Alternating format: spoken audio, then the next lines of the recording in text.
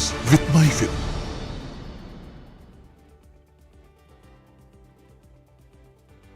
പുതിയൊരു എപ്പിസോഡിലേക്ക് എല്ലാ പ്രേക്ഷകരെയും സ്വാഗതം ചെയ്യുന്നു. Good morning Suresh sir. Happy morning Nikhil.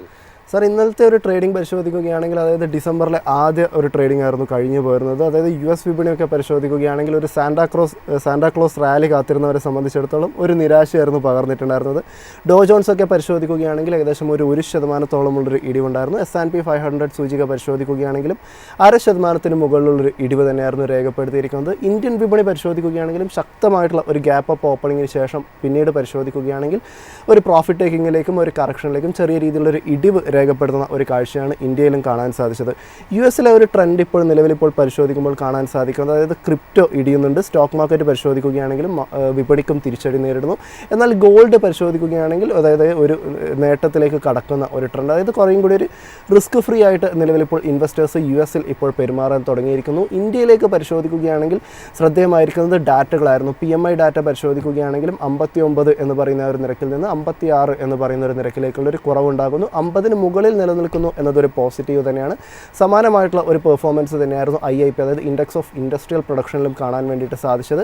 ഒരു ഇടിവുണ്ടാകുന്നത്, അതായത് എക്സ്റ്റേണൽ ഓർഡറുകളിലൊക്കെ തന്നെ ഒരു തിരിച്ചടി ഉണ്ടാകുന്നു. എസ്പെഷ്യലി പറയുകയാണെങ്കിൽ US താരിഫൊക്കെ തന്നെ ഇന്ത്യക്ക് ഒരു തിരിച്ചടിയായിട്ട് തീരുന്ന ഒരു സാഹചര്യം കൂടിയാണ് ഇപ്പോൾ വന്നു ചേർന്നിരിക്കുന്നത്. സാർ, നിലവിലെ ഈ ഒരു സാഹചര്യത്തിൽ നിലവിലിപ്പോൾ US വിപണി പരിശോധിക്കുകയാണെങ്കിലും ഇന്ത്യൻ വിപണിയിലേക്ക് വരികയാണെങ്കിലും സാറിൻ്റെ ടേക്ക് എന്താണ്? നിഖിൽ, ഈ പറയുന്ന പോലെ നമ്മൾ ഒരു കാര്യം തുറന്നു പറയാതിരിക്കാൻ പറ്റില്ല. Investors in America are very much happy. അതേസമയം ഇന്ത്യൻ ഇൻവെസ്റ്റേഴ്സ് അത്രയ്ക്ക് സന്തോഷകരമല്ല എന്നുള്ളതാണ്. ഇപ്പോൾ ഇന്നലെ തന്നെ നമ്മളൊരു ഫിഗർ പറഞ്ഞു, അതായത് GDP ഫിഗേഴ്സ് 8.2% അല്ലേ. ഇപ്പോൾ ഒരു ഫിഗർ നമ്മുടെ മുന്നിലേക്ക് വരുമ്പോൾ അത് ഏത് ആംഗിളിൽ കൂടി ആണ് മാർക്കറ്റ് എടുക്കുന്നതെന്നനുസരിച്ച് നമുക്ക് മാർക്കറ്റിന്റെ ഓവറോൾ സെന്റിമെന്റ്സ് എന്താണെന്ന് നമുക്ക് മനസ്സിലാക്കാം. ഇന്നലെ നമ്മൾ ആ GDP ഫിഗർ 8.2 എന്ന് പറയുന്ന ആ ഫിഗറിന്റെ രണ്ട് വശവും നമ്മൾ തുറന്നു കാട്ടിയിരുന്നു. ഒന്നെന്ന് പറയുന്നത് straight away on face value 8.2% എന്ന് പറഞ്ഞാൽ 7-7.5% എക്സ്പെക്ട് ചെയ്തിരുന്ന സ്ഥലത്ത് 8.2% എന്ന് പറഞ്ഞാൽ വളരെ ഹാൻസം ആയിട്ടുള്ളൊരു ഫിഗറാണ് എന്നുള്ള കാര്യത്തിന് യാതൊരു സംശയമില്ല. ഞാനിപ്പോൾ ഇന്നലെ തന്നെ ഓപ്പണിംഗ് അവേഴ്സിൻ്റെ ഷോ കഴിഞ്ഞ് ഞാൻ പുറത്തോട്ടിറങ്ങിയപ്പോൾ നമ്മുടെ തന്നെ ഈ മൈഫിനിലെ ഒരു കൊളീഗ് എൻ്റെ അടുത്ത് ചോദിച്ചു, ഇന്ന് എന്തുകൊണ്ടാണ് മാർക്കറ്റ് ഡൗൺ? അപ്പം ഞാൻ പറഞ്ഞ് ഒരു കാര്യം ചെയ്യൂ, നമ്മുടെ ആ സ്റ്റോക്കിൻ്റെ അല്ലെങ്കിൽ ആ ഒരു ഓപ്പണിംഗ് അവേഴ്സിൻ്റെ വീഡിയോൻ്റെ തമ്പ് തന്നെ നോക്കൂ. നമ്മൾ അതിനകത്ത് ക്ലിയർ ആയിട്ട് പറഞ്ഞിരുന്നു 8.2% GDP ഫിഗർ ആണെങ്കിലും സന്തോഷിക്കാൻ വരട്ടെ എന്നുള്ള കാര്യം. വെച്ചാൽ ഇതിൻ്റെ മറുവശം എന്ന് പറയുന്നതും കൂടി നമ്മൾ ഇന്നലെ ഓപ്പണിംഗ് അവേഴ്സിൽ തുടക്കം തന്നെ പറഞ്ഞു വെച്ചു എന്നുള്ളതാണ്. ബട്ട് അൺഫോർച്ചുനേറ്റ്ലി മാർക്കറ്റ് കണ്ടതും ആ നെഗറ്റീവ് വശമാണെന്നുള്ളതാണ്. അല്ലാണ്ട് 8.2 എന്ന് പറയുന്ന മുഖവരയ്ക്കുള്ള ആ നമ്പറിനെ വില വയ്ക്കാതെ ആ നെഗറ്റീവ് സൈഡ്, അതായത് darker side of GDP figure of 8.2 ആണ് എടുത്തത് എന്നുള്ളതാണ് ശരിക്കും പറഞ്ഞാൽ ഇന്ത്യൻ മാർക്കറ്റിൽ ഒരു മൂഡ് എന്ന് വേണമെങ്കിൽ പറഞ്ഞു വെക്കാം എന്നുള്ളതാണ്. ഇപ്പോൾ US മാർക്കറ്റ് ഇന്നലെ മൈനസ് ആണെങ്കിൽ പോലും അവിടെ overall sentiment is very positive. ഇന്ത്യയെ സംബന്ധിച്ച് mood is a little bit of sombre. Negative എന്ന് പറയാൻ പറ്റില്ല, എ ലിറ്റിൽ ബിറ്റ് ഓഫ് എന്താ പറയുക, ഒരു സന്തോഷമില്ലായ്മ, സങ്കടം എന്ന് പറയാൻ പറ്റില്ല, ഒരു സന്തോഷമില്ലായ്മയാണ് ആ കണ്ടത് എന്നുള്ളതാണ്. നമ്മൾ ഇന്നലെ തന്നെ അതിനകത്ത് പറഞ്ഞു, അതായത് GDP ഫിഗർ 8.2% എന്ന് പറയുന്നത് റിയൽ GDP ആണ്, എന്നാൽ നോമിനൽ GDP എന്ന് പറയുന്നത് 8.7% ആണ് എന്നുള്ളതാണ്. അപ്പം നമ്മൾ അതിനകത്ത് നിന്ന് ഇൻഫ്ലേഷൻ ഡിഫ്ലേറ്ററിനെ കാൽക്കുലേറ്റ് ചെയ്തു. എങ്ങനെ? നോമിനൽ GDP ആയ 8.7% നിന്ന് മൈനസ് ചെയ്ത് 8.5% മൈനസ് ചെയ്യുമ്പോൾ നമുക്ക് കിട്ടുന്നത് ഇൻഫ്ലേഷൻ ഡിഫ്ലേറ്റർ എന്ന് പറയുന്നത് 0.5% ആണെന്നുള്ള. ഇൻഫ്ലേഷൻ ഡിഫ്ലേറ്റർ 0.5% എന്ന് പറഞ്ഞാൽ അതിൻ്റെ അർത്ഥം വളരെ സിമ്പിളായിട്ട് നമ്മൾ ഇന്നലെ എക്സ്പ്ലെയിൻ ചെയ്തിരുന്നു. അതായത് ഒരു ഐഡിയൽ ആയിട്ടുള്ള എക്കണോമിയിൽ പ്രൈസ് റൈസ് വേണം, പ്രൈസ് റൈസ് വേണ്ടെന്നേ അല്ല, ഇൻഫ്ലേഷൻ ആവശ്യകരമാണ് ഒരു ഹെൽത്തി എക്കണോമിക്ക് എന്നുള്ള. അതായത് നമ്മളൊന്ന് ആലോചിക്കുക, 2 കൊല്ലം മുമ്പേ വിറ്റ ഒരു പീസ് കേക്കിന് 2-3 കൊല്ലം കഴിഞ്ഞിട്ട് അതേ വില തന്നെയാണ് എന്നുണ്ടെങ്കിൽ നമ്മുടെ ബിസിനസ്സിന് പർച്ചേസിങ് പവർ ഇല്ല, അല്ലെങ്കിൽ പ്രോഫിറ്റ് മാർജിൻ എക്സ്പാൻഡ് ചെയ്തില്ല എന്നുള്ളതിന് അർത്ഥം. അപ്പോൾ കമ്പനികളുടെ പ്രോഫിറ്റ് കൂടുതലും ഇൻഫ്ലേഷൻ ബേസ്ഡ് ആണ്. അപ്പം നമ്മൾ സാധാരണ കണക്കൂട്ടാത്തവരല്ലേ, സാധാരണ നമ്മൾ എന്തെങ്കിലും ഒരു കാൽക്കുലേഷൻ വീട്ടിൽ കൂടാൻ നേരത്ത് സാധാരണ നമ്മൾ പറയുന്നത് ഈ സാധനത്തിൻ്റെ വില കഴിഞ്ഞ കൊല്ലത്തിനേക്കാളും വില കൂടി, അപ്പോൾ അതിൻ്റെതായ റോ മെറ്റീരിയൽസിന് വില കൂടി കാണും, അപ്പോൾ ഇൻഫ്ലേഷൻ വന്നിട്ടുണ്ട് എന്നുള്ളതാണ് നമ്മൾ അതിനകത്ത് പറയുന്നത്. പക്ഷേ ആ ഇൻഫ്ലേഷൻ്റെ ബെനിഫിഷ്യറി ആരാ? ആ കമ്പനിയാണ്. ആ കമ്പനിയുടെ പ്രോഫിറ്റ് മാർജിൻ ഇൻക്രീസ് ചെയ്യുന്നതും റവന്യൂ ഇൻക്രീസ് ചെയ്യുന്നതും നെറ്റ് പ്രോഫിറ്റ് ഇൻക്രീസ് ചെയ്യുന്നതുമാണ് ആ ഇൻഫ്ലേഷൻ എന്നുള്ളത്. അതുകൊണ്ട് കോർപ്പറേറ്റ് ഏർണിങ്സിൽ നമ്മൾ ഫാക്ടർ ഇൻ ചെയ്യുന്നത് റിയൽ GDP അല്ല, നോമിനൽ GDP ആണ് എന്നുള്ളതാണ്. അപ്പോൾ ആ നോമിനൽ GDPയിൽ ഇന്നലെ നമ്മൾ കണ്ട ആ നോമിനൽ GDP റിയൽ GDP തമ്മിലുള്ള ഡിഫറൻസിൽ ഇൻഫ്ലേഷൻ ഡിഫ്ലേറ്റർ 0.5% കാണുക എന്ന് പറഞ്ഞാൽ സാധനങ്ങൾക്ക് വില അത്രയ്ക്ക് കൂടിയിട്ടില്ല എന്നുള്ളതാണ് അതിനകത്ത് മനസ്സിലാക്കിയിരിക്കുന്നത്. അതായത് ഈ പറയുന്ന പോലെ ഗവൺമെന്റിന്റെ ബാലൻസ് ഷീറ്റ് നോക്കുകയാണെങ്കിൽ ഗവൺമെന്റ് ഒരു ബഡ്ജറ്റ് അവതരിപ്പിക്കുമ്പോൾ ആ ബഡ്ജറ്റിൽ അവർ ടാക്സ് കളക്ഷൻ എസ്റ്റിമേറ്റ് ചെയ്യുന്നത് കോർപ്പറേറ്റ് പ്രോഫിറ്റ്സിനനുസരിച്ചിട്ടാണ്. അപ്പോൾ ആ കോർപ്പറേറ്റ് പ്രോഫിറ്റ്സ് വരുന്നത് ഏതാ? ഈ പറയുന്ന പോലെ ഇൻഫ്ലേഷനും കൂടെ ചേർത്ത് റിയൽ GDPയിൽ വരുന്ന ആ നോമിനൽ GDP അടിസ്ഥാനമാക്കിയിട്ടാണ് നമ്മൾ ഒരു ടാക്സ് കളക്ഷൻ എസ്റ്റിമേറ്റ് ചെയ്യുന്നത്. അപ്പോൾ നോമിനൽ GDP കുറയുകയാണെങ്കിൽ നമ്മുടെ നെറ്റ് ടാക്സ് ഇൻഫ്ലോ കുറയുന്നു. നെറ്റ് ടാക്സ് ഇൻഫ്ലോ കുറയുകയാണെങ്കിൽ അടുത്ത ഗവൺമെന്റിന്റെ റവന്യൂ കുറയുന്നു, എന്നാൽ എക്സ്പെൻസ് കുറയുന്നില്ല. ആ റവന്യൂ മൈനസ് എക്സ്പെൻസിനെയാണ് നമ്മൾ പറയുന്നത് എന്താണ്? ആ ഫിസ്ക്കൽ ഡെഫിസിറ്റ്. അപ്പോൾ ഫിസ്ക്കൽ ഡെഫിസിറ്റ് വൈഡൻ ചെയ്യാനുള്ള ഒരു എക്കണോമിക് ഇമ്പാക്റ്റ് ഇന്ത്യൻ മാർക്കറ്റിൽ ഉണ്ടാവുമോ? അതുമാത്രമല്ല കോർപ്പറേറ്റ് പ്രോഫിറ്റ്സ് കുറയുമോ? കാര്യം ഇൻഫ്ലേഷൻ ഇല്ലാത്തത് കാരണം കോർപ്പറേറ്റ് പ്രോഫിറ്റ്സ് കുറയുമോ എന്നുള്ള ഒരു ആശങ്ക കൂടി ഈ GDP ഫിഗർ ആയിട്ടുള്ള 8.2% ഉണ്ടായിരുന്നു എന്നുള്ളതാണ്. അൺഫോർച്ചുനേറ്റ്ലി ഇൻസിഡന്റ്ലി ഓർ കോയിൻസിഡന്റ്ലി മാർക്കറ്റ് നോക്കിക്കണ്ടതും ആ സൈഡ് മാത്രമാണ്, അല്ലാണ്ട് 8.2% ഹാപ്പി ന്യൂസ് മാർക്കറ്റ് കണ്ടില്ല എന്നുള്ള. അപ്പോൾ അതിൽ നിന്ന് നമുക്ക് മനസ്സിലാവുന്ന സെന്റിമെന്റ് എന്താ? Indian market is trying to search for a negative reason to come down എന്നുള്ളതാണ് അതിനകത്ത് മനസ്സിലായത്. അതായത് നമ്മൾ ഇന്നലെ എല്ലാ ഡേറ്റയും എല്ലാ ന്യൂസും നമ്മുടെ മുന്നിലേക്ക് തരുന്നത് രണ്ട് വശങ്ങളുണ്ട്. കറുപ്പും ഉണ്ട്, വെളുപ്പും ഉണ്ട്, ഹെഡും ഉണ്ട്, ടെയിൽസും ഉണ്ട്, ലെഫ്റ്റ് ഉണ്ട്, റൈറ്റ് ഉണ്ട്, ഈസ്റ്റ് ഉണ്ട്, വെസ്റ്റ് ഉണ്ട് എന്ന് പറയുന്ന പോലെ എല്ലാത്തിനും നമുക്ക് ഏത് വശത്തിൽ വേണം കാണാം. നമ്മൾ ജീവിതത്തിൽ പറയില്ലേ, നമ്മളൊരു പോസിറ്റീവ് ആറ്റിറ്റ്യൂഡോടുകൂടി അപ്രോച്ച് ചെയ്തോളൂ. അപ്പോൾ അതേ സാധനത്തിന് തന്നെ ഒരു നെഗറ്റീവ് ആറ്റിറ്റ്യൂഡ് ഉണ്ട് എന്നുള്ളതാണ് അർത്ഥം. അപ്പോൾ ഇന്നലെ ആ ഫിഗേഴ്സ് ശരിക്കും പറഞ്ഞാൽ മാർക്കറ്റ് നെഗറ്റീവ് ലെൻസിൽ കൂടെയാണ് കണ്ടത് എന്നുള്ളതാണ് മാർക്കറ്റിൻ്റെ ആ മൂഡ് എന്ന് പറയുന്നത്. അപ്പോൾ അതാണ് ഇന്നലെ മാർക്കറ്റ് ഒന്ന് ചെറുതായിട്ടൊന്ന് ഓൾ ടൈം ഹൈ ഒന്ന് ടച്ച് ചെയ്തിട്ട് പോലും പിന്നെ അതായത് ബേസിക്കലി നമ്മൾ ഒറ്റ വാക്കിൽ പറയുകയാണെങ്കിൽ market is failing to hold the all time high levels. അവിടെ വരുമ്പോൾ ഒരു സെല്ലിംഗ് എക്സോഷൻ നടക്കുന്നു.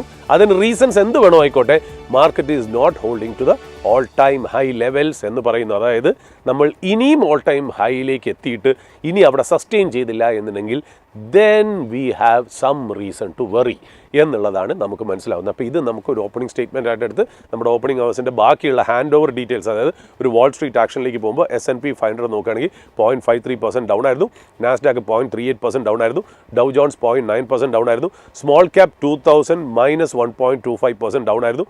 എന്നാൽ US സ്റ്റോക്ക് മാർക്കറ്റിലെ S&P 500ൻ്റെ volatility index S&P 500 Vicks എന്ന് പറയുന്നത് +5.44% ആണ് എന്നുള്ളതാണ്.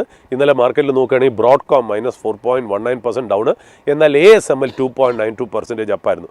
Lockheed Martin 4.17% down, GE aerospace -3.42% down, Accenture എന്നാൽ +2.8% അപ്പം, വാൾ ഡിസ്നി 2.13%. അപ്പോൾ അതായത് അവിടുന്ന് ഞാൻ നോക്കുമ്പോൾ പ്രത്യേകിച്ച് ഇന്നലത്തെ നെഗറ്റിവിറ്റിക്ക് ഏതെങ്കിലും ഒരു സെക്ടറിനോ ഏതെങ്കിലും സ്റ്റോക്കിനോ ഭയങ്കരമായിട്ടൊരു ന്യൂസ് ബേസ്ഡ് ആയിട്ടൊന്നുമില്ല.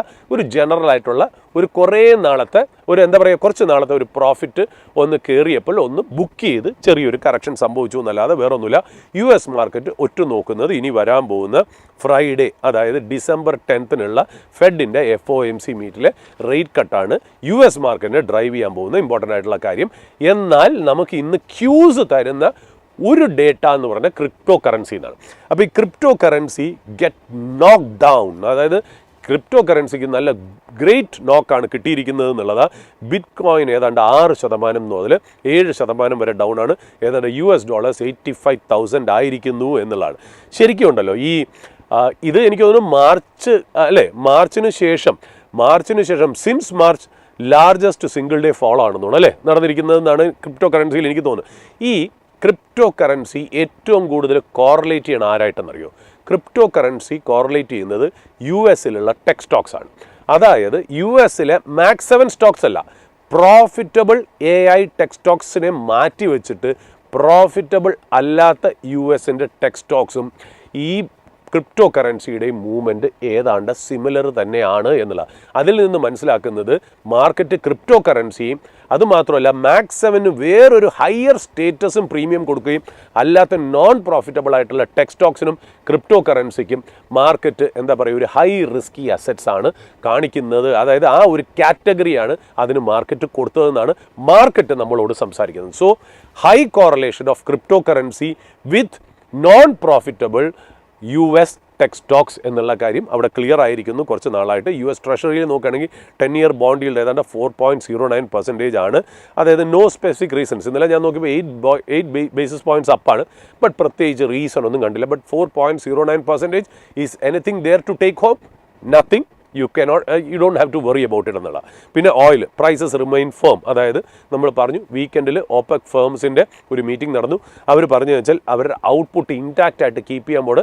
അതായത് പ്രൊഡക്ഷൻ ഇൻക്രീസ് ചെയ്യിക്കാൻ പോകുന്നില്ല the first quarter of calendar year 2026 എന്ന് പറഞ്ഞത് കാരണം തോന്നും ഏതാണ്ട് $63 പെർ ബാരലിൻ്റെ അവിടെ ഫേം ആയിട്ടോ നിൽക്കുകയാണ്. അങ്ങോട്ട് മുകളിലോട്ടോ അല്ലെങ്കിൽ താഴോട്ടോ ഒരു ബ്രേക്ക് ഔട്ടോ ഒരു ബ്രേക്ക് ഡൗണോ ഓയിൽ പ്രൈസസിൽ കാണുന്നില്ല. അതുമാത്രമല്ല Russia Ukraine deal is on track എന്നുള്ള രീതിയിലാണ് പോകുന്നത്. And Ukraine is getting more support from European union. But അതിൻ്റെ ഓരോ ഐട്രേഷൻ അതായത് പീസ് ടോക്കിൻ്റെ ഒരു ഡ്രാഫ്റ്റ് വന്നു. അതിൻ്റെ ഓരോ ഐട്രേഷൻസ് വരുമ്പോഴത്തേക്കും സെലൻസ്കി അതിനെ സപ്പോർട്ട് ചെയ്യുന്നതായിട്ടാണ് കാണുന്നത്. സോ ഹോപ്പ്ഫുള്ളി ഒരു റെസൊല്യൂഷൻ അല്ലെങ്കിൽ light at the end of the tunnel is there എന്നുള്ളതാണ് അതിനകത്ത് രസകരമായിട്ടുള്ള കാര്യം. പിന്നെ എൻവിഡിയ ഇന്നലെ നമ്മൾ നോക്കാൻ നേരത്ത് 1.43% അപ്പായിരുന്നു എന്നുള്ളതാണ്. കാരണം വേറൊന്നുമല്ല AI-യിൽ വീണ്ടും ഒരു deal വന്നേക്കണു. bought around $2 billion stake in chip design software maker Synopsys എന്നുള്ള ന്യൂസ് കൊണ്ടായിരിക്കണം ഒരു പക്ഷേ എൻവിഡിയ 1.43% അപ്പായിരുന്നു എന്നുള്ള. എയർബസ് സ്റ്റോക്സ് ഏതാണ്ട് നിയർലി 6% ഡൗൺ ആണ്. അതായത് ന്യൂ ക്വാളിറ്റി ഇഷ്യൂസ് അതായത് ഡസൻസ് ഓഫ് A320 എയർക്രാഫ്റ്റിൽ കുറേ ക്വാളിറ്റി ഇഷ്യൂസ് റിപ്പോർട്ട് ചെയ്തത് കൊണ്ട് എയർബസിന് ഇന്നലെ ഒരു നെഗറ്റീവ് ന്യൂസ് ആയിരുന്നു എന്നുള്ള. അപ്പോൾ ഇതാണ് നമ്മൾ ഗ്ലോബൽ സ്റ്റോക്സിൻ്റെ ഒരു പൊതുവെയുള്ള ഒരു മൂവ്മെൻറ്റ് എന്ന് പറയുന്നത്. ഇന്ത്യൻ റുപ്പിയെ സംബന്ധിച്ച് നമുക്കറിയാലോ ഇന്ത്യൻ റുപ്പി ഇന്നലെ നല്ല രീതിയിൽ വീക്കായിരുന്നു. ഏതാണ്ട് 90 എന്ന് പറയുന്ന ഒരു ലെവൽ വരെ എത്തിയിരുന്നു എന്നുള്ളതാണ് നമ്മൾ നേരത്തെ പറഞ്ഞിരുന്നു. അതായത് പൊതുവെയുള്ള ഒരു പോൾ എടുത്തിട്ട് അതായത് ഫോറക്സ് ട്രേഡേഴ്സിൻ്റെ പോൾ എടുത്ത് നോക്കുമ്പോൾ അവരെല്ലാം പറഞ്ഞിരുന്നു ഏതാണ്ട് 90 വരെ വന്നിട്ട് പിന്നെ ഒരു ഡിസംബർ ലാസ്റ്റ് ആവും തോറും 88.5 അവിടെ സെറ്റിൽ ചെയ്യും എന്നാണ് പറഞ്ഞത്. പറഞ്ഞ പോലെ തന്നെ ഏതാണ്ട് എനിക്ക് തോന്നുന്നു ഇന്നലെ 89.79 അല്ലേ വരെ വന്നിട്ട് തിരിച്ച് 89.54 അവിടെ വന്ന് സെറ്റിൽ ചെയ്യും എന്നാണ്. അതായത് സെറ്റിൽ ചെയ്തു ഇന്നലെ എന്നുള്ളതാണ് നമ്മൾ മനസ്സിലാക്കിയെന്നുള്ള. പിന്നെ ഈ FII FPI ഇന്ത്യൻ മാർക്കറ്റിൽ ഒരു നല്ലൊരു എനിക്കൊരു ഡേറ്റ കിട്ടിയതെന്ന് വെച്ചാൽ ഞാൻ എപ്പോഴും പറയാറുണ്ട്. അതായത് ഇത് പ്രേക്ഷകരെ ശ്രദ്ധയിലേക്കാണ് പറയുന്നത്. അപ്പം നമ്മുടെയൊക്കെ ചോദ്യം എന്ന് വെച്ചാൽ ഇന്ത്യൻ മാർക്കറ്റിൽ നിന്ന് FIIസും FPIസും സെല് ചെയ്ത് പോയി എന്നുള്ളതൊരു വാസ്തവമാണ്. അപ്പോൾ ഇന്ത്യൻ മാർക്കറ്റിലെ ക്വസ്റ്റ്യൻ എന്ന് പറഞ്ഞാൽ ഫസ്റ്റ് FIIസിൻ്റെ ഇന്ത്യൻ മാർക്കറ്റ് തിരിച്ചു കയറണമെന്നുണ്ടെങ്കിൽ ആദ്യത്തെ ആവശ്യം എന്താ? ഒരു ലാർജ് സെല്ലർ മാർക്കറ്റിൽ നിന്ന് മാറണം. അതായത് ഇപ്പം എന്താണെന്ന് വെച്ചാൽ നമ്മൾ എത്ര ചെന്ന് മേടിച്ചാലും എടുത്തെറിയണ സാധനങ്ങളാണ്. അതായത് ഒരാൾ സെല്ല് ചെയ്യുന്നതാണ് നമ്മൾ മേടിച്ചുകൊണ്ട് പോകുന്നത്. അല്ലാണ്ട് സെല്ലിങ് കുറവായിട്ട് നമ്മൾ പോയിട്ട് നമ്മൾ ബിഡ് ഇട്ടിട്ട് ഹയർ ലെവലിൽ മേടിക്കാൻ മാർക്കറ്റിൽ പറ്റുന്നില്ല. ഇപ്പം നമ്മൾ എത്ര ചെന്നാലും നമ്മൾ അതിൻ്റെ വാതൊക്കെ എത്തുമ്പോൾ തന്നെ ഷെയർസ് ഇങ്ങനെ വന്നുകൊണ്ടിരിക്കുകയാണ്. അപ്പം നമ്മളിങ്ങനെ മേടിച്ച് കൂട്ടുകയാണ്. അല്ലാണ്ട് നമ്മൾ പറയുന്ന പ്രൈസിൽ മാർക്കറ്റിൽ അതായത് ആ ഒരു രീതിയിലേക്ക് നമുക്ക് പോകാൻ പറ്റുന്നില്ല എന്നുള്ള രീതിയിലേക്കാണ് മാർക്കറ്റ് ഒരു സ്റ്റെയിൽ മേറ്റ് ആയിട്ട് നിൽക്കുന്നത്. അതിൻ്റെ ഏറ്റവും വലിയ കാരണം വെച്ചാൽ FIIs and FPIs continue to sell എന്ന്. ഇപ്പം ഇന്ത്യൻ മാർക്കറ്റ് തിരിച്ചു കയറണമെങ്കിൽ നമുക്ക് എല്ലാവർക്കും അറിയാം ആദ്യം ചെയ്യേണ്ടതാ വലിയൊരു സെല്ലർ നിൽക്കണം. അതായത് ആ സപ്ലൈ നിൽക്കണം. ആ സപ്ലൈ ആരാ തരുന്നത്? FIIയും FPIയും. ആ സപ്ലൈ നിന്നതിന് ശേഷം ഡൊമസ്റ്റിക് ഇൻസ്റ്റിറ്റ്യൂഷൻസും റീറ്റെയിലേഴ്സിൻ്റെ മേടിക്കലും കൂടാതെ ഇനി FIIs തിരിച്ചു വന്ന് മേടിക്കുമ്പോഴാണ് മാർക്കറ്റ് മുകളിലേക്ക് പോകുന്നത്. അപ്പോൾ ഇതാണ് ട്രേഡ് സെറ്റപ്പ് ഇന്ത്യൻ മാർക്കറ്റിന്. അപ്പോൾ ഈ FIIസിൻ്റെ കാര്യത്തിൽ ഒരു കാര്യമുണ്ട്, ഞാൻ എപ്പോഴും പറയാറുണ്ട്, ഇന്ത്യയിൽ എന്തൊക്കെ തരം FIIs ഉണ്ട്. അതായത് ബ്രോഡ്ലി നമുക്ക് ഇന്ത്യയിലെ FIIസിന് FPIസിന് രണ്ട് കാറ്റഗറി, രണ്ട് ബാസ്ക്കറ്റിലിടാം. ഒന്നെന്ന് പറയുന്നത് ലോങ് ടേം ഇൻവെസ്റ്റർ അല്ലേ, അവർ സ്ട്രാറ്റജിക് ആയിട്ടുള്ള പൊസിഷൻസ് മാർക്കറ്റിൽ എടുക്കുന്നു. 2 കൊല്ലം 3 കൊല്ലം 5 കൊല്ലത്തിലേക്ക് അവർ ഇൻവെസ്റ്റ് ചെയ്യുന്നു. അവരെയൊക്കെ നമ്മൾ ലോങ് ടേം FII അല്ലെങ്കിൽ FPI എന്ന് പറയും. എന്നാൽ മറ്റൊരു കൂട്ടമുണ്ട്, ഞാൻ അതാ പറഞ്ഞത് റൂത്ത്ലെസ് FI. റൂത്ത്ലെസ് FI എന്ന് പറഞ്ഞാൽ അവർക്ക് ഈ പറയുന്ന പോലെ വാല്യുവേഷൻ ഒന്നുമില്ല. എവിടെയാണോ മൊമെൻറ്റം, എവിടെയാണോ ഓപ്പർച്യൂണിറ്റി അവിടെ ചേസ് ചെയ്ത് പോകും. ഇന്ന് ഇന്ത്യയിലാണെങ്കിൽ ഇന്ന് ഇന്ത്യ, നാളെ ചൈനയിലാണെങ്കിൽ ഇന്ത്യ വിറ്റ് ചൈനയിലേക്ക് പോകും, മറ്റന്നാൾ സൗത്ത് കൊറിയ ആണെങ്കിൽ ചൈന വിറ്റ് സൗത്ത് കൊറിയയിലേക്ക് പോകും, അതിന് അടുത്ത ദിവസം US ആണെങ്കിൽ സൗത്ത് കൊറിയ വിറ്റിട്ട് US പോകും. ഇങ്ങനെ പറന്ന് നടക്കുന്ന ഒരു ഫ്ലോട്ടിംഗ് മണി. നമ്മൾ അതിനെ പറയണത് എന്താ? മണി ചേസിങ് ഓപ്പർച്യൂണിറ്റി അല്ലെങ്കിൽ റൂത്ത്ലെസ് മണി അല്ലെങ്കിൽ ഈ പറയുന്ന പോലെ ഒരു ഫ്രീ ഫ്ലോയിങ് റിസ്ക് ക്യാപിറ്റൽ, ലോകത്തിങ്ങനെ ഒഴുകി നടക്കുന്ന ഒരു ക്യാപിറ്റൽ, അത് ആരോടും ബന്ധമൊന്നുമില്ല, എവിടെയാണ് ഓപ്പർച്യൂണിറ്റി അവിടെ പോകുന്നുള്ളതാണ്. അപ്പോൾ ഇത് കൂടുതലും ETF മണി, അല്ലെങ്കിൽ ഹെഡ്ജ് ഫണ്ടിന്റെ മണി, അല്ലെങ്കിൽ ഫണ്ട്സ് ട്രാക്കിംഗ് MSCI ഇൻഡെക്സ്, ഇങ്ങനത്തെ ഫണ്ടുകളാണ്. അതായത് ഇൻഡെക്സ് ലെവൽ മാത്രം നോക്കി, PE നോക്കി, മാർക്കറ്റ് ക്യാപ് ടു GDP മാത്രം നോക്കി ഇങ്ങനെ ചാടി പോകും. അല്ലാണ്ട് മാർക്കറ്റിനകത്തുള്ള സ്റ്റോക്സിന്റെ വാല്യുവേഷനോ ഓപ്പർച്യൂണിറ്റിയോ മാനേജ്മെന്റ് ഗൈഡൻസോ മാനേജ്മെന്റ് വിഷനോ ഒന്നും നോക്കുന്നില്ല. ഹെഡ്ലൈൻ മാത്രം കണ്ട് ചാടി പോകുന്നതാണ് എന്നുള്ളതാണ്. അപ്പോൾ ഇതിനകത്ത് നമുക്ക് മനസ്സിലാവുന്ന ഒരു കാര്യം എന്താ, ഈ 2025 നമ്മൾ പല സോഴ്സിൽ നിന്നും മനസ്സിലാക്കുന്ന ഒരു ഫിഗർ, ഇന്ത്യൻ മാർക്കറ്റിൽ FIIസും FPIസും വിറ്റിരിക്കുന്നത് 1.5 lakh crore വിറ്റേക്കണേ, 1.5 ലക്ഷം കോടി എന്നുള്ളതാണ്. അപ്പം നമ്മൾ ഇപ്പം നോക്കുക, നമുക്ക് മനസ്സിലാവും അതായത് ഈ പൈസ എവിടെ പോയി, ഈ FIIs വിറ്റിട്ട് ഈ പൈസ ഏതൊക്കെ മാർക്കറ്റിൽ ഇൻവെസ്റ്റ് ചെയ്തു എന്നാണ്. ഇപ്പം ഞാൻ പൊതുവെ ഈ ETF-ന്റെ ഗ്ലോബലുള്ള മൂവ്മെന്റ്, ആക്ച്വലി ഒരു റിപ്പോർട്ടും കൂടെ വന്നതാണ്, ഞാനൊന്ന് സെർച്ച് ചെയ്ത് നോക്കിയത്. ഈ ETF മണി ഇന്ത്യയിൽ നിന്ന് സെല്ല് ചെയ്ത് എവിടെയാണ് ഇത് അബ്സോർബ് ചെയ്തിരിക്കുന്നത്? ചൈനയാണോ, US ആണോ, സൗത്ത് കൊറിയ ആണോ, തായ്വാൻ ആണോ, ജപ്പാൻ ആണോ എന്നുള്ളതാണ് നമ്മൾ നോക്കിയത്. അപ്പോൾ അതിനകത്ത് 2-3 സോഴ്സസ് ആണ് ഈ ETF ഡേറ്റ കറക്റ്റായിട്ട് കാണിക്കുന്നത്. ഒന്നെന്ന് പറയുന്നത് മോർണിംഗ് സ്റ്റാർ എന്നൊരു ഇൻഡിപെൻഡൻ്റ് ആയിട്ടുള്ള ഇൻവെസ്റ്റ്മെന്റ് റിസർച്ച് ഫോമാണ്. അവരൊരു മന്ത്ലി റിപ്പോർട്ട് ETF മണിയുടെ ഫണ്ട് ഫ്ലോനെ കുറിച്ച് അവർ പബ്ലിഷ് ചെയ്യാറുണ്ട്. രണ്ടാമത് പിന്നെ വരുന്നത് ബ്ലൂംബർഗ് അല്ലെങ്കിൽ റെഫിനിറ്റീവ് അല്ലെങ്കിൽ LSEG എന്ന് പറയുന്നത്, അതൊരു ഡേറ്റ ടെർമിനലാണ്. നമ്മൾ ചർച്ച ചെയ്തുകൊണ്ടിരുന്നത് നമ്മൾ FISനെ സംബന്ധിച്ചിടത്തോളം സാർ പറഞ്ഞുകൊണ്ടിരുന്നത് റൂത്ത്ലെസ് ആയിട്ടുള്ള FIS ഉണ്ട്, അവരാണ് ഇന്ത്യൻ വിപണിയെ സംബന്ധിച്ചിടത്തോളം അതായത് ഒരു ഓപ്പർച്യൂണിറ്റി ചേസ് ചെയ്ത് പോകുന്നത്. നിഖിൽ, അതായത് നമ്മൾ പറഞ്ഞു വന്നത് വെച്ചാൽ നമുക്കറിയാവുന്ന സോഴ്സുകളിൽ നിന്നും ETF-ന്റെ ഫണ്ട് ഫ്ലോ നോക്കുമ്പോൾ നമുക്ക് മനസ്സിലാവുന്ന അത് തരുന്നൊരു സിഗ്നൽ എന്താ വെച്ചാൽ there is A significant shift in investor sentiment, significant shift in global investor sentiment. അത് എന്താണ് പറയുന്നത്? അതായത് ശരിക്കും പറഞ്ഞാൽ ആ vote of confidence arc favourable ആയിട്ടാണ് പോകണമെന്ന് അറിയും? US-ലെ ലാർജ് ക്യാപ് സ്റ്റോക്സിലേക്കാണ്. അതായത് ഈ പൈസ എല്ലാം, അതായത് എമർജിങ് മാർക്കറ്റ് എസ്പെഷ്യലി ഇന്ത്യ പോലത്തെ രാജ്യങ്ങളിൽ നിന്ന് ഈ വിറ്റുമാറിയ പൈസ ഏറ്റവും കൂടുതൽ ETF ഫണ്ട് ഫ്ലോ സോഴ്സസ് നമ്മൾ ട്രാക്ക് ചെയ്യാൻ നേരത്ത് അത് ഏറ്റവും കൂടുതൽ US-ലെ ലാർജ് ക്യാപ് സ്റ്റോക്സിലാണ്. ചൈനയിലോട്ടല്ല, സൗത്ത് കൊറിയയിലേക്കല്ല, ജപ്പാനിലേക്കല്ല, തായ്ലൻഡിലും അല്ല ഒരുപാട് പോയത്, US സ്റ്റോക്സിലാണ്. ഗ്ലോബലി തന്നെ അങ്ങോട്ടേക്കാണ് പൈസ ചെന്ന് അക്യുമുലേറ്റ് ചെയ്തതെന്നുള്ള അതിന് കണ്ടുപിടിക്കാനായിട്ട് ഏറ്റവും നല്ല ഒരു ഫണ്ട് എന്ന് പറയുന്നത് $VOO, അതാണ് അതിൻ്റെ ഒരു സിമ്പിൾ വരുന്നത്. അതായത് വാൻഗാർഡ് എന്ന് പറയുന്ന കമ്പനിയുടെ S&P 500 ETF-നെ കുറിച്ചാണ് ഞാൻ പറയുന്നത്. അതായത് വേൾഡിലെ one of the most popular exchange trader fund ETF എന്ന് പറയുമ്പോൾ പ്രേക്ഷകർക്ക് ഒരു സംശയം ഉണ്ടാകും ഇതെന്താണെന്നുള്ളത്. ETF എന്ന് പറഞ്ഞാൽ ഒരു basket of stocks, bonds, commodities ഒക്കെ മേടിച്ച് നിൽക്കുന്ന ഒരു ഇൻഡെക്സ് പോലെ ഇരിക്കും. അതിന് ശരിക്കും പറഞ്ഞാൽ സ്റ്റോക്ക് മാർക്കറ്റിൽ ട്രേഡഡ് ആയിരിക്കും. അതിനെയാണ് ETF എന്ന് പറയുന്നത്. ആ ETF-ലെ കമ്പോണൻസ് മാറിക്കൊണ്ടിരിക്കും, തന്നെത്താനെ മാറിക്കൊണ്ടിരിക്കും. നമ്മൾ ആ ETF മാത്രം മേടിച്ചാൽ മതി എന്നുള്ള, അതിനനുസരിച്ച് ETF-നകത്തുള്ള കമ്പോസിഷൻ ചേഞ്ച് ചെയ്തോളും. അതിനനുസരിച്ച് ഫണ്ട് മാനേജറും അതിനകത്തുള്ള അതിനകത്തുള്ള മാർക്കറ്റ് മെക്കാനിസം ഓട്ടോമാറ്റിക്കായിട്ട് നോളും. ആ ETF, ആ വാൻഗാർഡിൻ്റെ ETF ഏതാണ്ട് നമ്മൾ നോക്കുകയാണെങ്കിൽ US ലാർജ് ക്യാപ് സ്റ്റോക്സിൽ നവംബറിൽ മാത്രം, ഞാൻ പറയുന്ന നവംബർ ഫിഗർ മാത്രം $20.82 ബില്യൻ്റെ ഇൻഫ്ലോ, $20.82 ബില്യൻ്റെ ഇൻഫ്ലോ എന്ന് പറഞ്ഞാൽ മാസീവ് ആണ് നിഖിൽ എന്നുള്ളത്. അതായത് ഈ നെറ്റ് ഇൻഫ്ലോ എന്ന് പറയുമ്പോൾ അവർ ശരിക്കും പറഞ്ഞാൽ പുതിയ ഷെയർസ്, അവരുടെ ഷെയർസ് മേടിച്ചതും എക്സിസ്റ്റിംഗ് ഷെയർസും സെല് ചെയ്തതും രണ്ടും കൂടെ കണക്കിലെടുത്തിട്ടാണ് നെറ്റായിട്ടുള്ള ഇൻഫ്ലോ പറയുന്നത്. അതായത് നമ്മളിപ്പോൾ രണ്ടും കൂടെ കണക്കിലെടുക്കുമ്പോൾ സെല്ലിംഗ് ആണ് കൂടുതലെങ്കിൽ നെറ്റ് ഔട്ട്ഫ്ലോ എന്ന് പറയും. അതായത് മേടിച്ചതും സെല് ചെയ്തതും വെച്ച് നോക്കുമ്പോൾ മേടിച്ചതാണ് കൂടുതലെങ്കിൽ നെറ്റ് ഇൻഫ്ലോ എന്ന് പറയും. ആ നെറ്റ് ഫ്ലോ എന്ന് പറയുന്നത് $20.82 ബില്യൺ എന്നാണ്. അതായത് $20.82 billion new money has come in to stocks എന്നുള്ളതാണ് അതിനകത്ത് പ്രത്യേകം. ബാക്കിയെല്ലാം മേടിക്കുകയും സെല് ചെയ്യുകയും ചെയ്തു എന്നുള്ള. ഇന്ത്യ ലാക്ക് ചെയ്യണത് അതാണ്, ന്യൂ മണി ഇല്ല, വരുന്ന പൈസ കംപ്ലീറ്റ് ഈ സെല്ലിംഗ് നെഗോഷിയേറ്റ് ചെയ്ത് അല്ലെങ്കിൽ ബൈയിങ് നെഗോഷിയേറ്റ് ചെയ്ത് പോകണു എന്നുള്ള. അപ്പോൾ ഈ നവംബർ നമ്പേഴ്സ് റെക്കോർഡാണ്. അതായത് 5th consecutive month of inflow ആണ് അതിനകത്ത് നടന്നിരിക്കുന്നത് എന്നുള്ളതാണ്. ഇത് ശരിക്കും പറഞ്ഞാൽ YOY നോക്കുകയാണെങ്കിൽ, ഇയർ ഓൺ ഇയർ നോക്കുകയാണെങ്കിൽ 17% കയറിയിരിക്കുന്നു എന്നുള്ളതാണ്. അതായത് largest inflow since inception of vanguard ETF ആണ് US ലാർജ് ക്യാപ് സ്റ്റോക്സിലേക്ക് നടന്നത് എന്നുള്ളതാണ്. അപ്പോൾ അതിൽ നിന്ന് മനസ്സിലാക്കാം എവിടെയാണ് പൈസ പോയെന്ന്. അതായത് ഇൻവെസ്റ്റേഴ്സ് പൈസ ബോണ്ടിൽ നിന്നും മറ്റുള്ള എമർജിങ് മാർക്കറ്റ് സ്റ്റോക്സിൽ നിന്നും ട്രാൻസ്ഫർ ചെയ്ത് പ്രഡിക്റ്റബിൾ ആയിട്ടുള്ള ക്വാളിറ്റി കമ്പനീസ് ഇൻ S&P 500 പോയിരിക്കുന്നത് എന്നുള്ള അതിന് 2-3 കാരണങ്ങളുണ്ട്. ഒന്നിൻ്റെ കാര്യം വെച്ചാൽ ഫെഡിൻ്റെ ക്വാണ്ടിറ്റേറ്റീവ് ടൈറ്റനിങ് തീരുന്നു എന്നുള്ളതാ. അതുമാത്രമല്ല ഇൻട്രസ്റ്റ് റേറ്റ് അവർ കട്ട് ചെയ്തും തുടങ്ങിയിരിക്കുന്നു. പിന്നെ രണ്ടാമത് എന്താ, there is no alternative. വേറെ നല്ല ക്വാളിറ്റി സ്റ്റോക്സ്, പ്രഡിക്റ്റബിൾ ഏർണിങ്സ് ഉള്ള ഹൈ ഗ്രോത്ത് ഉള്ള സ്റ്റോക്സ് ലോകത്തെവിടെയും വേറെ ഇല്ല. അത് ഈ പറഞ്ഞ പോലെ S&P 500 ലാർജ് ക്യാപ് സ്റ്റോക്സ് അല്ലെങ്കിൽ മാക്സ് 7 സ്റ്റോക്സ് ആണ്.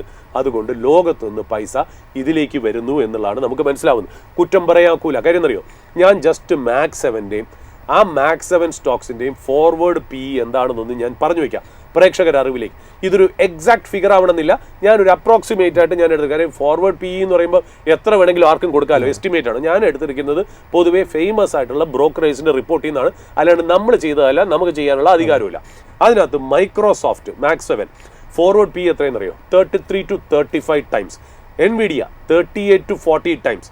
Amazon 30 to 32 times. Apple 29 to 31 times. Alphabet 27 times to 29 times. Meta 22 to 24 times. അതായത് ആവറേജ് 30 to 35 ടൈംസ് ആണ് ഈ പറയുന്ന പോലെ മാക്സ് 7 സ്റ്റോക്സിൻ്റെ ഫോർവേഡ് EPS മനസ്സിലാക്കിക്കൊണ്ടുള്ള price earning multiples. Forward EPS അടിസ്ഥാനമാക്കി വെച്ചുകൊണ്ടുള്ള അടുത്ത കൊല്ലത്തെ പ്രൈസ് ഏർണിംഗ്, അതായത് ഒരു കൊല്ലം ഫോർവേഡ് ആയിട്ടുള്ള പ്രൈസ് ഏർണിംഗ് മൾട്ടിപ്പിൾസ് നോക്കൂ. ഇത്രയും, അതായത് NVIDIA ഇത്രയും ലാർജ് ക്യാപ്പ് ആയിട്ടും $4 trillion മുകളിലുള്ള മാർക്കറ്റ് ക്യാപ്പ് ഉണ്ടായിട്ടും 67%, 65% ഗ്രോത്ത് കാണിക്കുകയും എന്നിട്ടും NVIDIA 38 തൊട്ട് 40% ടൈം PE-ലാണ് ട്രേഡ് ചെയ്യണത്. നമ്മൾ ഇതിനെ കമ്പയർ ചെയ്ത് ഇന്ത്യൻ മാർക്കറ്റിലേക്ക് വരാം. ഇന്ത്യൻ മാർക്കറ്റിലെ ഏഷ്യൻ പെയിൻറ്റ്സ് ഫോർവേഡ് PE എത്ര ട്രേഡ് ചെയ്യണത്? 50 times to 55 ടൈംസ്. ഗ്രോ ചെയ്യണതോ സിംഗിൾ ഡിജിറ്റിൽ. ഒന്ന് ആലോചിക്കുക. TCS 26 to 28 times. RIL 25 to 27 times. L&T 30 to 32 times. HUL 55 to 60 times. Maruti Suzuki 28 to 30 times. Titan 60 to 65 times. അതായത് ആവറേജ് 38 തൊട്ട് 40 ടൈംസിലാണ് ഈ പറയുന്ന പോലെ നമ്മുടെ ഒരു ആവറേജ് ആയിട്ട് ഈ സ്റ്റോക്സ് ട്രേഡ് ചെയ്യണം. എന്നാൽ ഏർണിങ്സ് ആണെങ്കിലോ ഇതേപോലെ 40%, 50%, 60% ഒന്നുമല്ല ഏർണിങ്സ് ഗ്രോത്ത്. ക്യാപിറ്റൽ എക്സ്പെൻഡിച്ചറും കുറവാണ്. അവിടെ ഈ മാക്സ് 7 സ്റ്റോക്സിന്റെ ഏർണിങ്സ് ഗ്രോത്ത് 50-60% ആണെന്ന് മാത്രമല്ല, അവരെത്രത്തോളമാണ് ക്യാപെക്സ് ചെയ്യുന്നതെന്നും കൂടെ മനസ്സിലാക്കണം. ഇവിടെ അതൊന്നും ഇല്ലാത്തിട്ട് പോലും നമ്മളെക്കാളിൽ എത്രയോ, US-നേക്കാളിൽ എത്രയോ വലിയ പ്രീമിയത്തിലാണ് ഇന്ത്യൻ സ്റ്റോക്ക് ട്രേഡ് ചെയ്യണമെന്നുള്ളത് നിങ്ങളൊന്ന് ആലോചിച്ചു. നിങ്ങളുടെ കയ്യിൽ, നിഖിലിൻ്റെ കയ്യിലോ എൻ്റെ കയ്യിലോ നമ്മുടെ പ്രേക്ഷകരിലോ ഒരു ലാർജ് ക്യാപിറ്റൽ ഉണ്ടെങ്കിൽ നമുക്ക് ലോകമെമ്പാടും ഇൻവെസ്റ്റ് ചെയ്യാവുന്ന കേജ്ഡ് അല്ലാത്ത ക്യാപിറ്റൽ, നമ്മുടെ ഇപ്പോൾ കേസ്ഡ് ക്യാപിറ്റലാണ്. ഇന്ത്യൻ മാർക്കറ്റിനെ സംബന്ധിച്ച് നമ്മുടെ കയ്യിലിരിക്കുന്ന കേസ്ഡ് ക്യാപിറ്റൽ. കാര്യം നമുക്ക് ഇവിടെ ഇൻവെസ്റ്റ് ചെയ്യാതെ വേറെ എവിടെയും നമുക്ക് പൈസ കൊണ്ടുപോകാൻ പറ്റില്ല. ബട്ട് ഗ്ലോബൽ മണിയാണ് നിങ്ങളുടെ കയ്യിലിരിക്കുന്നത്. കേജ്ഡ് അല്ലാത്ത ക്യാപിറ്റൽ ആണെങ്കിൽ നിങ്ങൾ ഇങ്ങനെ ഒരു വാല്യൂഷൻ കിട്ടിയാൽ നിങ്ങളുടെ പൈസ എവിടെ പോകും? US സ്റ്റോക്ക് മാർക്കറ്റിലേ പോവുള്ളൂ എന്നുള്ളതാണ് അതിനകത്തുള്ള പ്രത്യേകത. നമ്മൾ ഇന്ത്യൻ മാർക്കറ്റിനെ കുറച്ചുകൂടി സർഫസിലോട്ട് സ്ക്രാച്ച് ചെയ്യുകയാണെങ്കിൽ ലെൻസ് കാർട്ടിന് ഏതാണ്ട് Q2-ൽ ലെൻസ് കാർട്ട് 102 കോടി രൂപ പ്രോഫിറ്റ് ആണ്. ആ കമ്പനി ട്രേഡ് ചെയ്യുന്ന ട്രെയിലിംഗ് PE, ഫോർവേഡ് അല്ല, ട്രെയിലിംഗ് PE പോലും 280 ടൈംസിലാണ് ഒരു സോഴ്സ് കാണിക്കുന്നത്. 280 ടൈംസ്. Eternal 65 crores. തുച്ഛമായ 65 കോടിയാണ് അതിൻ്റെ നെറ്റ് പ്രോഫിറ്റ് Q2-ൽ. അത് ട്രേഡ് ചെയ്യണതോ ട്രെയിലിംഗ് 1500 ടൈംസിൽ. സ്വിഗ്ഗി ഒന്ന് പറയാൻ 1,092 crore ലോസ് ആണ്. അതിന് PE പോലും ഇല്ല. ഒന്ന് ആലോചിച്ച് നോക്കുക. അപ്പോൾ ഇതൊക്കെയാണ് ഈ പറയുന്ന പോലെ ഇന്ത്യൻ മാർക്കറ്റിലെ കമ്പനികളുടെ പ്രത്യേകത. അപ്പോൾ ഈ പറയുന്ന പോലെ ഇറ്റേണൽ ആയാലും സ്വിഗ്ഗി ആണെങ്കിലും ഓലയാണെങ്കിലും നമ്മൾ ചിലപ്പോൾ ചില പ്രേക്ഷകർ പറയണ്ടാവും ഇതിനെയൊക്കെ ഇങ്ങനെയല്ല വാല്യൂ ഉണ്ട്, ഇതൊക്കെ ഹൈടെക് ബിസിനസ്സുകളാണ്, ഇതിന് ഹൈ PE കൊടുക്കണം. എഗ്രീഡ്. എന്താ NVIDIA അല്ലേ ലോകത്തിലെ ഏറ്റവും വലിയ ഇന്നോവേറ്ററാണ് NVIDIA എന്ന് പറഞ്ഞത്. ആ NVIDIA ട്രേഡ് ചെയ്യണത് 38 to 40 ടൈംസ് ആണ്. ആപ്പിൾ എന്താ ഇതേപോലെ ഹൈടെക് അല്ലേ? ഇറ്റേണൽ ഇതിനേക്കാളും വലുതാണെന്നാണോ പറയണത്? ആപ്പിൾ എത്രയാണ്? 29 to 31 ടൈംസ്. ഇനി പോട്ടെ, നമുക്ക് ഈ ഇതിനകത്ത് ശരിക്കും പറഞ്ഞാൽ നമ്മൾ ഓരോ കമ്പനിയും നമ്മൾ S&P 500 എടുക്കുകയാണെങ്കിൽ അവരുടെ ഒന്നും വാലിക്കെട്ടാനുള്ള ഇന്നോവേഷനോ R&D കേപ്പബിലിറ്റിയോ ഈ കമ്പനികൾക്കില്ല. പിന്നെ എന്തിനാ നമ്മൾ ഈ കമ്പനികളെ താങ്ങി പിടിക്കണമെന്നുള്ള. ബട്ട് മാർക്കറ്റിൻ്റെതായ ഒരു വാല്യുവേഷൻ മെത്തേഡ് ഉണ്ട്, അത് ചെയ്തോട്ടെ, ഞാൻ അതിന് കുറ്റവും പറയുന്നില്ല. ഞാൻ ആ സ്പേസിൽ ഇല്ല എന്നുള്ള വ്യക്തിപരമായിട്ടുള്ളൊരു കാര്യം മാത്രമേ ഞാൻ പറഞ്ഞിട്ടുള്ളൂ എന്നുള്ളതാണ്. അപ്പോൾ ഇന്ത്യൻ മാർക്കറ്റിനെ സംബന്ധിച്ച് നമ്മൾ കാണുന്ന ഒരു കാര്യം എന്താ, ഇതിലിപ്പോൾ പ്രോബ്ലം എന്ന് വെച്ചാൽ ഇന്ത്യൻ മാർക്കറ്റിൽ 2025 നോക്കുകയാണെങ്കിൽ ഇന്ത്യയിൽ നേരത്തെ പറഞ്ഞ പോലെ FIs-ഉം FPIs-ഉം ഏതാണ്ട് 1.5 lakh crore സെല്ല് ചെയ്തു. ഇന്ത്യൻ പ്രൊമോട്ടേഴ്സ് ആണെങ്കിൽ ഏതാണ്ട് 1 ലക്ഷം കോടി മുതൽ 1.5 ലക്ഷം കോടി വരെ എക്സിസ്റ്റിംഗ് ആയിട്ടുള്ള പ്രൊമോട്ടേഴ്സ് സെക്കൻഡറി മാർക്കറ്റിൽ സെല്ല് ചെയ്തു എന്നുള്ള. അത് മാത്രമല്ല പിന്നെ IPOs. അപ്പൊ ഇവര് രണ്ടുപേരും കൂടെ ചേർന്ന് എന്നെ മാർക്കറ്റിൽ 3 ലക്ഷം കോടിക്ക് സെല്ല് ചെയ്തു എന്ന് വിചാരിക്കാം. IPOs, ഇനി IPOസിന്റെ കാര്യത്തിൽ എന്താണെന്നറിയോ? IPOs ഏതാണ്ട് 2025 ഒരു റഫ് കാൽക്കുലേഷൻ നോക്കുകയാണെങ്കിൽ 1.6 lakh crore ആണ് ശരിക്കും പറഞ്ഞാൽ വന്നത് IPOന്റെ. ആ IPOയിൽ ഓഫർ ഫോർ സെയിൽ, അതായത് എക്സിസ്റ്റിംഗ് പ്രൊമോട്ടേഴ്സും ഫസ്റ്റ് ടൈം ഇൻവെസ്റ്റേഴ്സും വിറ്റുമാറിയത് എത്രയെന്നറിയോ? ഓഫർ ഫോർ സെയിൽ 1 ലക്ഷം കോടി. ശരിക്കും പറഞ്ഞാൽ ഫ്രഷ് ഇഷ്യൂ 0.6 lakh crore ഉള്ളൂ, ടോട്ടൽ 1.6. അപ്പോൾ ഒന്ന് ആലോചിച്ച് നോക്ക്, FISന്റെ FPSന്റെ 1.5 lakh crore, പ്രൊമോട്ടറിന്റെ 1.5 lakh crore. അത് കഴിഞ്ഞ് ഈ പറഞ്ഞ പോലെ IPOയിൽ പ്രൊമോട്ടേഴ്സും ഏർലി ഇൻവെസ്റ്റേഴ്സും സെല്ല് ചെയ്ത് 1 lakh crore. അതായത് 4 ലക്ഷം കോടി തന്നെ എടുത്തിട്ട് സെല്ല് ചെയ്തത് ആര് അബ്സോർബ് ചെയ്തുകൊണ്ട് പോയി? ഇപ്പുറത്ത് നോക്കുകയാണെങ്കിൽ മ്യൂച്വൽ ഫണ്ടിന് നമ്മളെല്ലാവരും കൂടെ ചേർന്ന് യൂണിറ്റ്സ് മേടിച്ച് സിപ്പ് വഴിയൊക്കെ അവർക്ക് ഏതാണ്ട് 7 ലക്ഷം കോടി കൊടുത്തു. ആ 7 ലക്ഷം കോടി ഉപയോഗിച്ച് നമ്മൾ എന്ത് ചെയ്തു?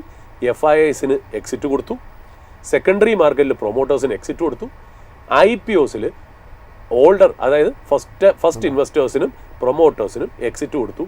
ബാക്കിയുള്ള കാശ് നമ്മൾ എന്ത് ചെയ്തു? മ്യൂച്വൽ ഫണ്ട്സ് അവരുടെ ഇയർ എൻഡിൻ്റെ NAV റിപ്പോർട്ട് പോസിറ്റീവ് ആക്കാൻ വേണ്ടി സെലക്റ്റീവായിട്ട് ഇൻഡെക്സിലെ മാത്രം സെലക്റ്റീവ് സ്റ്റോക്സിൽ സെക്ടർ റൊട്ടേഷൻ ചെയ്ത് NAV അപ്പാക്കി കാണിക്കുന്നു. ഇതിന് വേണ്ടിയിട്ടാണ് ഈ പൈസ കംപ്ലീറ്റ് ഉപയോഗിച്ചതെന്നുള്ളത്. റിയൽ ബൈയിങ് ഇന്ത്യൻ മാർക്കറ്റിൽ വന്നില്ല എന്നുള്ളത് അൺഫോർച്ചുനേറ്റ് ആണ്. അതുമാത്രമല്ല ഈ NAV ശരിക്കും പറഞ്ഞാൽ ഈ പറയുന്ന പോലെ അപ്പ് ചെയ്ത് കാണിക്കാൻ വേണ്ടി ഈ മ്യൂച്വൽ ഫണ്ട്സ് മേടിച്ചത് കൂടുതലും ലാർജ് ക്യാപ് സ്റ്റോക്സിലാണ്. എന്നാൽ മിഡിലും സ്മോളിലും വലിയ രീതിയിൽ ബൈയിങ് വന്നിട്ടും ഇല്ല. എന്നാൽ ചില mid cap and small cap as appreciated by 30 to 40 to 60% അത് നമ്മുടെ കയ്യിൽ ഇല്ല. എന്തുകൊണ്ട്? നമ്മൾ പോയത് ആ ഏരിയയിലല്ല, നമ്മൾ പോയത് സ്റ്റോറീസിൻ്റെയും കൺസെപ്റ്റിൻ്റെയും ലെൻസ്കാർട്ടിൻ്റെയും ഓലയുടെയും സ്വിഗ്ഗിയുടെയും ഇറ്റേണലിൻ്റെയും ഒക്കെ പുറകിൽ തന്നെയാണ്. ഇറ്റേണൽ നന്നായിട്ട് പെർഫോം ചെയ്ത സ്റ്റോക്കാണ്, ഞാൻ ഇല്ലെന്നല്ല പറഞ്ഞത്. പക്ഷേ നമ്മൾ ഒരിക്കലും ഒരു ഫണ്ടമെന്റൽസോ ഒരു company net profit pool increase ചെയ്യണതോ റവന്യൂ പൂൾ ഇൻക്രീസ് ചെയ്യുന്നോ സ്ഥലത്തേക്ക് നമ്മൾ പോയില്ല.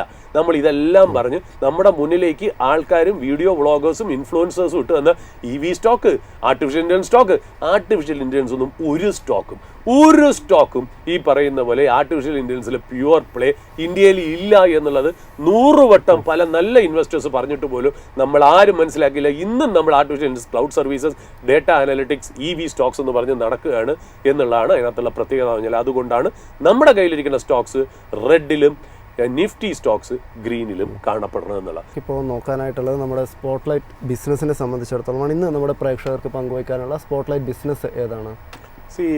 നിഖിൽ, അതിൽ നമ്മൾ നേരത്തെ പറഞ്ഞു വെച്ചതിൻ്റെ ഒരു ബാക്കി പത്രം എന്നുള്ള രീതിയിൽ നമ്മൾ നേരത്തെ സംഭവിച്ചത് എന്താ? നമ്മുടെ മാർക്കറ്റ് എന്ത് മേടിച്ചാലും എന്ത് ആർട്ടിഫിഷ്യൽ ഇന്റലിജൻസ് എന്നോ അല്ലെങ്കിൽ നമ്മൾ എന്തൊരു കൺസെപ്റ്റോ സ്റ്റോറിയോ എന്ന് ആരെങ്കിലും പറയുമ്പോൾ അതിനൊരു പ്രോഫിറ്റ് ഇല്ലെങ്കിൽ പോലും കയറിയിരുന്നൊരു കാലമുണ്ടായിരുന്നു. കാര്യം എന്താ?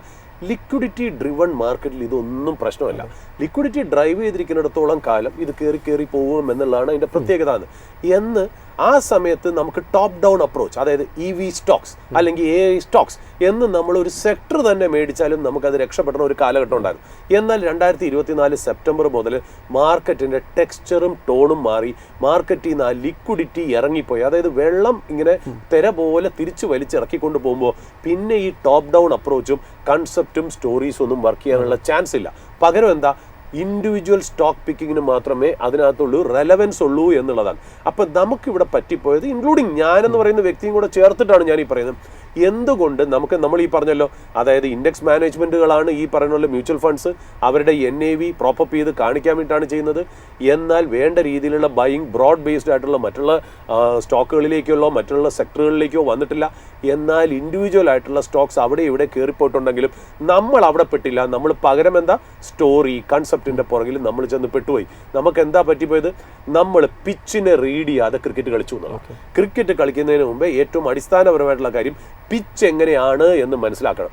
ബൗൺസ് ഉള്ളതാണോ, ടേൺ ഉള്ളതാണോ, ബാറ്റിംഗ് പിച്ചാണോ എന്ന് മനസ്സിലാക്കിയിട്ട് വേണം നമ്മൾ ടോസ് വിളിക്കാനും. നമ്മൾ എന്താണ് ആ കളിയിലെ സ്ട്രാറ്റജി എന്ന് കൂടെ. നമ്മുടെ പ്രശ്നം വെച്ചാൽ നമ്മൾ 2023 പോലെ തന്നെയായിരിക്കും 2025 എന്ന് വിശ്വസിച്ച് നമ്മൾ പോയോണ്ടാണ് നമുക്ക് ആ റോങ് സൈഡ് ഓഫ് ദ മാർക്കറ്റിൽ ആയിപ്പോയേ എന്നുള്ള. അപ്പം നമ്മളെ തന്നെ ശരിക്കും പറഞ്ഞാൽ ഒന്ന് തിരിഞ്ഞ് കണ്ണാടി നോക്കുമ്പോൾ at last we have found the enemy and the enemy is us എന്നുള്ള രീതിയിലേക്ക് നമ്മൾ മാറും. മാർക്കറ്റിൻ്റെതായ രീതിയിൽ പോകും. മാർക്കറ്റിന് ഒരിക്കലും അറിയില്ല നമ്മളെ പോലത്തെ ഇൻവെസ്റ്റേഴ്സ് അതിനകത്ത് ഇൻവെസ്റ്റ് ചെയ്തിട്ടുണ്ട്. ഓ, സൂരജ് നായർ ഇൻവെസ്റ്റ് ചെയ്തിരിക്കുകയല്ലേ, അതിനനുസരിച്ച് ഞാൻ മാറിക്കൊടുക്കാം എന്ന് മാർക്കറ്റ് ഒരിക്കലും വിചാരിക്കില്ല. മാർക്കറ്റിൻ്റെതായിട്ടുള്ള ഒരു മൈൻഡ് ഉണ്ട്. അദ്ദേഹത്തിൻ്റെ വഴി പോകും. നമ്മൾ അത് കണ്ടുപിടിച്ച് കറക്റ്റായിട്ട് പ്രോഫിറ്റ് ചെയ്യുക എന്നുള്ളത് നമ്മുടെ ഉത്തരവാദിത്തമാണ്. നമ്മുടെ ഫെയിലുവേഴ്സിന് നമ്മൾ മാർക്കറ്റിന് ചീത്ത വിളിച്ചുകൊണ്ട് യാതൊരു കാര്യമില്ല എന്നുള്ള. ഇപ്പം നമ്മളെ സംബന്ധിച്ച് നമുക്കൊരു കാര്യം നോക്കാം. നമ്മളൊരു ക്രിക്കറ്റിൽ ഒരു ഗെയിം തോക്കാൻ നേരത്ത് നമ്മൾ അതിനകത്തുള്ള ആ ക്ലൈമറ്റിനെയാണ് കുറ്റം പറയുന്നത്. ഈ ക്ലൈമറ്റ് ജയിച്ചവനും തോറ്റവനും ഒരുപോലെ ആയിരുന്നു എന്നല്ല. ഇവിടെ പൈസ ഉണ്ടാക്കിയവനും ഈ ക്ലൈമറ്റ് ആയിരുന്നല്ലോ, എന്നിട്ടും അവൻ എന്തുകൊണ്ട് പൈസ ഉണ്ടാക്കി, നമ്മൾ ഉണ്ടാക്കിയില്ല എന്നുള്ളതാണ് മനസ്സിലാക്കേണ്ടത്. പിന്നെ IPOസിന്റെ കാര്യത്തിൽ സെബിയെ കുറ്റം പറയേണ്ട യാതൊരു കാര്യമില്ല. കാര്യം സെബിക്ക് അതിൻ്റെ മാൻഡേറ്റ് ഇല്ല. 1992 നമ്മൾ ലിബറൈസ് ചെയ്യാൻ നേരത്ത് അന്ന് കൺട്രോളർ ഓഫ് ക്യാപിറ്റൽ ഇഷ്യൂ, അന്ന് അവർക്ക് സെബി ഈ പബ്ലിക് ഇഷ്യൂവിൻ്റെ വാല്യുവേഷൻസിന് തീരുമാനിക്കാനുള്ള അധികാരമുണ്ടായിരുന്നു. അതിനെ സ്ക്രാപ്പ് ചെയ്തിട്ട് പുതിയതായിട്ട് കൊണ്ടുവന്ന ഒരു റെഗുലേറ്ററാണ് securities and exchange board of India, SEBI. അവർക്ക് ഇതിനുള്ള മാൻഡേറ്റ് ഇല്ല. ഒരു പ്രോസസ്സ് കറക്റ്റ് ആണോ എന്ന് നോക്കാനല്ലാതെ അവർക്ക് IPOന്റെ വാല്യുവേഷനിൽ സംസാരിക്കാൻ പറ്റത്തില്ല. എന്നാൽ കൺട്രോളർ ഓഫ് ക്യാപിറ്റൽ ഇഷ്യൂ CCIക്ക് അത് ചെയ്യാൻ, അതായത് എത്ര പ്രൈസിന് ഒരു ക്യാപിറ്റൽ ഇഷ്യൂ ഓഫർ ചെയ്യണം, ആർക്കൊക്കെ കൊടുക്കണം, എത്രക്കൊക്കെ കൊടുക്കണം എന്ന് പറയാനുള്ള അധികാരം ഉണ്ടായിരുന്നു. അത് എടുത്തു കളഞ്ഞത് 1991, 92 എന്നുള്ള കാലഘട്ടത്തിലാണ് ഇന്ത്യ ലിബറലൈസ് ചെയ്ത് തുടങ്ങിയപ്പോൾ. അതൊക്കെ കാലത്തിൻ്റെ ഒരു മാറ്റമാണ്. നമ്മൾ അതുകൊണ്ട് സെബി കണ്ണടച്ച് നോക്കിയിരിക്കുകയാണ്. സെബിക്ക് അത് ചെയ്യാൻ പറ്റില്ല, ഇത് ചെയ്യാൻ പറ്റില്ല. സെബിക്ക് പറ്റാത്ത കാര്യങ്ങൾ നമ്മൾ സെബിയുടെ തലയിൽ അടിച്ചേൽപ്പിച്ചിട്ട് കാര്യമൊന്നുമില്ല. ഇതിൽ ഉത്തരവാദി കംപ്ലീറ്റ് ഞാനും നമ്മളും നിങ്ങളും എല്ലാവരും കൂടെ ഉൾപ്പെടുന്ന ഇൻവെസ്റ്റർ കമ്മ്യൂണിറ്റി തന്നെയാണെന്നുള്ളതാണ് നമ്മൾ മനസ്സിലാക്കി മുന്നോട്ട് പോകേണ്ടത്.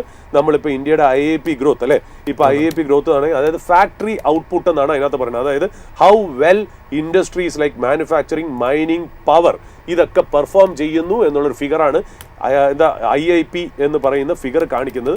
അത് ഒക്ടോബർ 0.4% അല്ലേ, ഇയർ ഓൺ ഇയർ 0.4% ഗ്രോത്ത് ആണ്.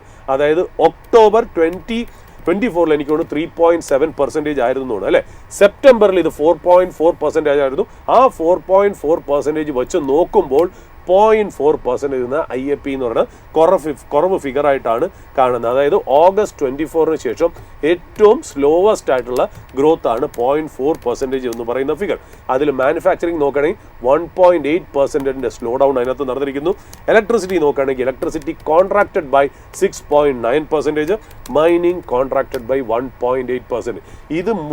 ഈ മൂന്ന് കാര്യങ്ങളാണ് ഏറ്റവും കൂടുതൽ ഈ IIP നമ്പേഴ്സ് ട്രാക്ക് ചെയ്യണത്. അത് ഓൾ ടുഗദർ 0.4% ഗ്രോത്ത് വന്നിട്ടുള്ളൂ എന്നുള്ളതാണ്. ഒന്നാമത്തെ കാര്യം അതിന് റീസൺ വരെ വെച്ചാൽ ഒരുപാട് ഫെസ്റ്റിവൽ ക്ലസ്റ്റർ ചെയ്ത് വന്നു എന്നുള്ള. ദുസേര, ദിവാലി, ചാത്ത് ഇതെല്ലാം കൂടെ ചേർന്ന് വന്നപ്പോൾ ആയിരിക്കാം ഒരു റീസൺ ഇതിന് വരുന്നത്.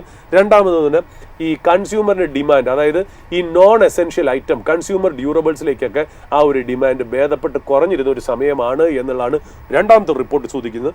മൂന്നാമത്തെ റിപ്പോർട്ട് എന്ന് പറഞ്ഞാൽ വെതർ കണ്ടീഷൻ, അതായത് എക്സ്റ്റെൻഡഡ് മൺസൂൺ, അതുകൂടാതെ കൂളർ ടെമ്പറേച്ചർ ഒക്കെ വന്നപ്പോൾ ഇലക്ട്രിസിറ്റി പവർ കൺസംഷനും കുറഞ്ഞതൊക്കെ കാരണം ഇതെല്ലാം ഒരു ചെറിയൊരു കോൺട്രാക്ഷനിലേക്ക് പോയി എന്നുള്ളതാണ്. പിന്നെ മാനുഫാക്ചറിങ് സെക്ടർ അല്ലേ, HSBCയുടെ മാനുഫാക്ചറിങ് PMI, അതായത് പർച്ചേസിംഗ് മാനേജേഴ്സ് ഇൻഡെക്സ് അല്ലേ, അത് ദാറ്റ് ഹിറ്റ് 9-month low അല്ലേ. US ടാരിഫാണ് അതിന്റെ റീസൺ എന്നാണ് പറഞ്ഞു വെച്ചിരിക്കുന്നത്. HSBC PMI ആണെങ്കിലും ഇത് കമ്പൈൽ ചെയ്യണത് S&P ഗ്ലോബൽ ആണ്, സ്റ്റാൻഡേർഡ് ആൻഡ് പോർ ഗ്ലോബൽ ആണ് ചെയ്യുന്നത്. നവംബർ മാസത്തെ ഫിഗർ ആണ് പറയുന്നത്. ഏതാണ്ട് 59.2 ഒക്ടോബർ 2024 എനിക്ക് തോന്നുന്നു 59.2 നിന്നും 56.6 ആയിട്ട് കുറഞ്ഞിരിക്കുന്നു എന്നുള്ളതാണ്.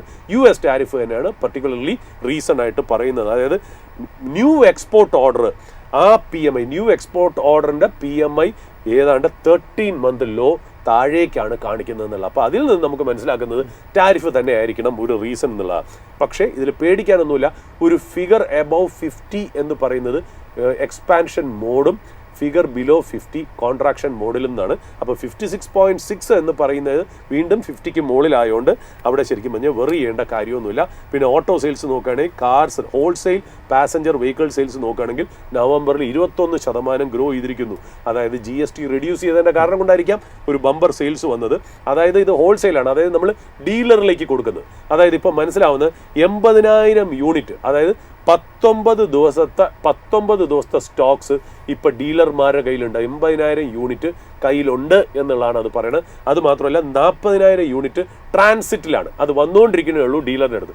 അപ്പോൾ ഹോൾസെയിൽ ഫിഗേഴ്സ് വെച്ച് നോക്കുമ്പോൾ നല്ല ഫിഗറാണ്. നമ്മൾ അത് ബ്രേക്ക് ഡൗൺ ചെയ്ത് നോക്കുമ്പോൾ മാരുതിക്ക് 21% അപ്പ്, ടാറ്റ മോട്ടോഴ്സിന് 22% up, M&M 21.9% up, Hyundai 4.3% up, Toyota 19.5% up, Kia 23.7% up. അപ്പോൾ ഈ ഓട്ടോമൊബൈൽ കമ്പനികളുടെയൊക്കെ ഡീലർമാരുടെ ഓർഡർ നല്ല രീതിയിൽ നിന്ന് കമ്പനിയിൽ നിന്ന് എടുക്കുന്നു എന്നുള്ളതാണ്. പ്രഷ്യസ് മെറ്റൽസ് നേരത്തെ പറഞ്ഞു, ഗോൾഡ് 6 വീക്ക് ഹൈ ആണ്, റേറ്റ് കട്ടിൻ്റെ ആ ഒരു ന്യൂസ് കൊണ്ടായിരിക്കാം.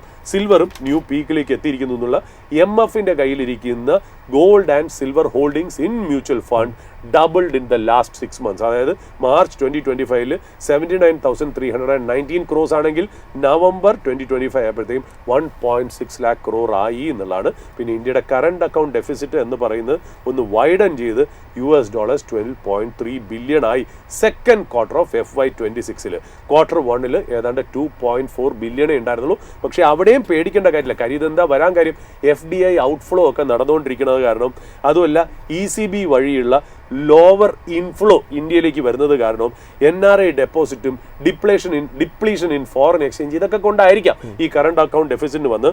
ബട്ട് Q2 FY25 അതായത് കഴിഞ്ഞ പോലെ ഇതേ സമയത്ത് നോക്കുകയാണെങ്കിൽ $2.8 billion ആണ്. അവിടെ നിന്ന് ഈ പറയുന്ന പോലെ 12.3 billion ആയി ഈ സെക്കൻഡ് ക്വാർട്ടറിൽ കുറഞ്ഞിരിക്കുന്നു എന്നുള്ളത് ആശ്വാസകരമായിട്ടുള്ള കാര്യം. ഇനി നമുക്ക് നോക്കേണ്ടത് ഇത്രയും ഡേറ്റ, അതായത് ഡേറ്റകളാണ് ഇന്ന് ഒഴുകിയിരിക്കുന്നത് എന്നുള്ള. ഇനിയിപ്പോൾ നമുക്ക് നോക്കാനുള്ളത് സ്പോട്ട്ലൈറ്റ് ബിസിനസ് ആണ്. അതിനകത്ത് ഇന്ത്യയിൽ നമുക്കറിയില്ല massive scale of infrastructure spending, എവിടെ നോക്കിയാലും കൺസ്ട്രക്ഷൻ നമുക്ക് കാണാം എന്നുള്ളതാണ്.